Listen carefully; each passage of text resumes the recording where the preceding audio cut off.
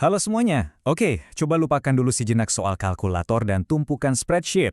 Karena dalam beberapa menit ke depan, kita bareng-bareng akan mengubah total cara Anda melihat angka-angka. Kita akan belajar gimana caranya berpikir layaknya seorang detektif keuangan dalam analisis kredit. Oke, kita langsung aja ke intinya ya. Saya mau mulai dengan satu pertanyaan yang penting banget. Coba deh pikirin, menurut Anda nih, apa sih kesalahan paling fatal yang bisa dilakukan sama seorang analis kredit? Anda mungkin mikirnya, pasti salah di kalkulator, salah ngitung rasio, atau mungkin salah masukin data. Masuk akal, tapi ternyata bukan. Itu kesalahan yang paling fatal dalam analisis kredit, itu ternyata bukan soal matematika sama sekali. Nah, ini dia jawabannya. Kesalahan terbesar yang sering banget bikin rugi besar adalah ketika kita gagal membaca cerita di balik angka-angka itu. Simpelnya, kita salah paham sama kondisi bisnis yang sebenarnya.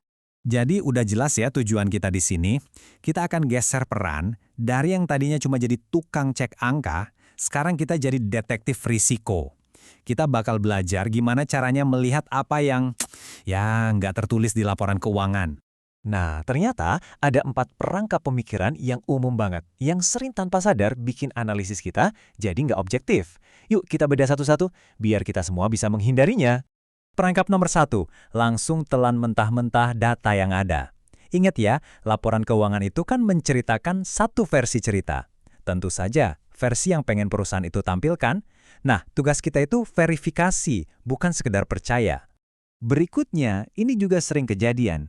Langsung percaya sama proyeksi manajemen. Ya iyalah, mereka pasti kasih skenario yang paling bagus, yang paling optimis. Proyeksi itu kan bukan fakta, itu harapan. Jadi tugas kita adalah menguji harapan itu. Nah, ini perangkap yang penting banget. Laba di atas kertas itu kelihatannya keren, tapi laba nggak bisa dipakai buat bayar cicilan utang. Cuma uang kas beneran yang bisa. Jadi pertanyaannya harus selalu, ini duitnya beneran masuk rekening nggak? Dan yang terakhir, kita terlalu fokus sama skenario langit cerah. Analis yang cerdas itu nggak cuma nanya, gimana kalau semua lancar jaya? Tapi yang jauh lebih penting, mereka nanya, gimana ceritanya kalau semua ini berantakan? Oke, kita udah tahu nih perangkap-perangkapnya. Sekarang kita butuh alatnya buat berburu resiko. Yuk kita lihat beberapa tanda bahaya spesifik yang sering banget kelewat dari pantauan. Contohnya ini, lihat deh. Ini resiko yang kelihatan jelas banget kalau kita mau cari.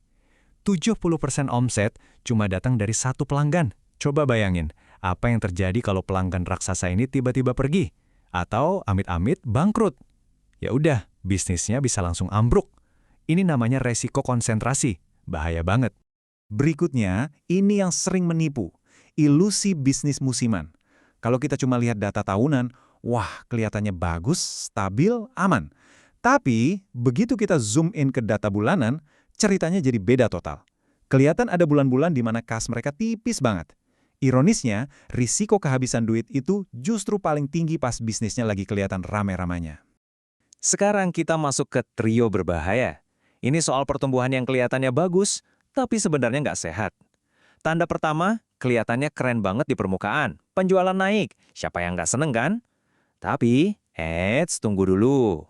Terus muncul tanda kedua. Aneh kan? Penjualan naik, kok labanya malah turun?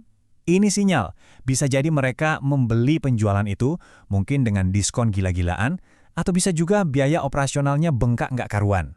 Dan inilah potongan puzzle terakhirnya. Ternyata piutangnya juga ikut naik drastis. Artinya apa? Mereka jualan, ngasih utang dengan syarat yang makin longgar, cuma buat ngejar target. Penjualan tercatat, tapi duitnya belum masuk.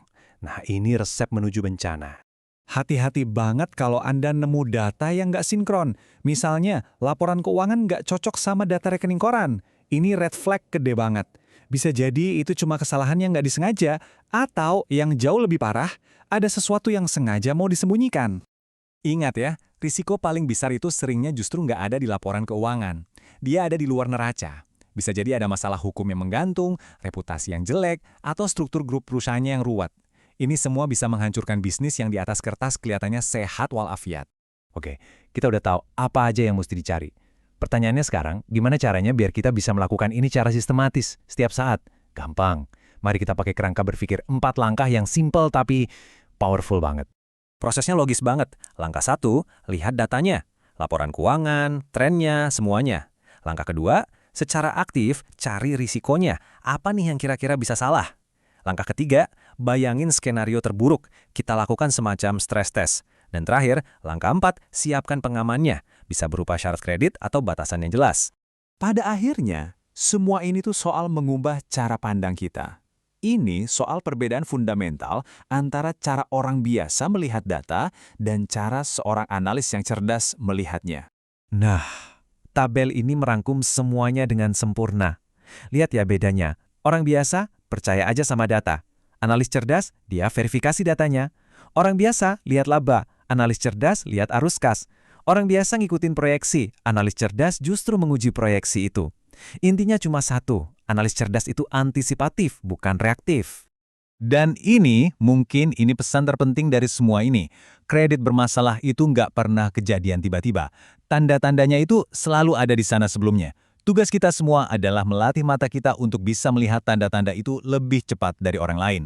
Jadi, lain kali Anda menganalisis sebuah bisnis, jangan lagi mulai dengan pertanyaan yang standar. Berapa sih labanya? Oke, itu penting, tapi itu bukan pertanyaan yang paling utama.